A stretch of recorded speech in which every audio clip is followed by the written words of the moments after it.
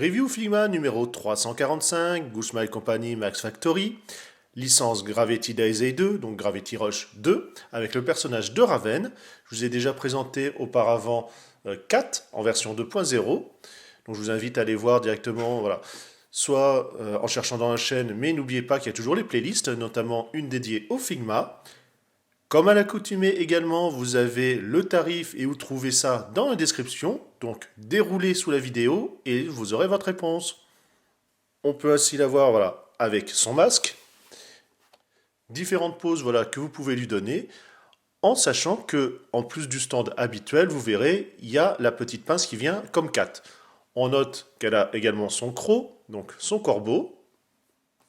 Comme toutes les Figma, vous pouvez noter que le fond à l'intérieur est prédécoupé pour les DI Stage, qui sont justement des stands de Goussmile Company pour venir fixer directement, par exemple, les Nendoroid, mais surtout les Figma.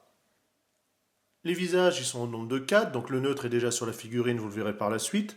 On a donc ainsi celui avec le masque, un en colère et un également neutre, mais avec le regard en coin. Bon, c'est un petit peu les choses habituelles, mais ça fait toujours plaisir d'avoir plusieurs visages.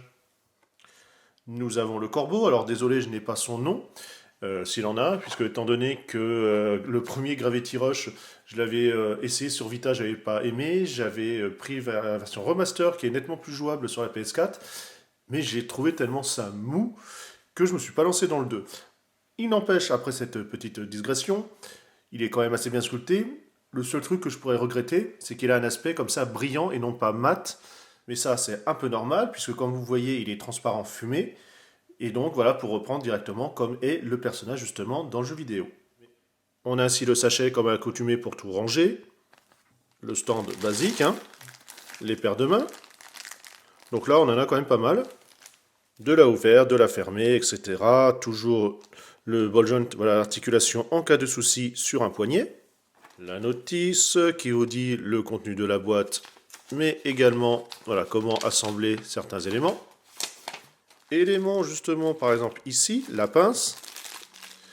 Alors toujours assez vénère de ce point de vue-là. Ici on a la base qui permet comme ça de la poser, mais également de faire la rotation, les articulations. On peut bien sûr mettre la tige directement du stand et ainsi donner des poses, comme je vous disais, un peu plus aériennes, comme la première Figma que je vous avais présentée de la série.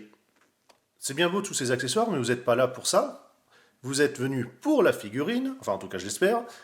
On a ainsi voilà, sa tenue très aérienne, beaucoup de mouvements, des plis un petit peu partout. De ce point de vue-là, voilà, c'est très bien retranscrit. C'est une Figma, hein, vous avez l'habitude, hein, comme je le dis à chaque fois. Également, ce qui est aussi bien dynamique, c'est la partie des cheveux. On voit avec les petites boucles voilà, et mèches ci et là. Donc elle est également en deux parties, avec le dessus en noir, puis après on passe au rouge. Donc tout est très bien sculpté, très détaillé. Le tatouage. Le visage neutre, voilà, comme je vous disais tout à l'heure. Au niveau des mouvements, l'habituel, voilà. Ici, on va avoir l'épaule, la rotation toujours, le coude. Alors bien sûr, rotation également au niveau du coude.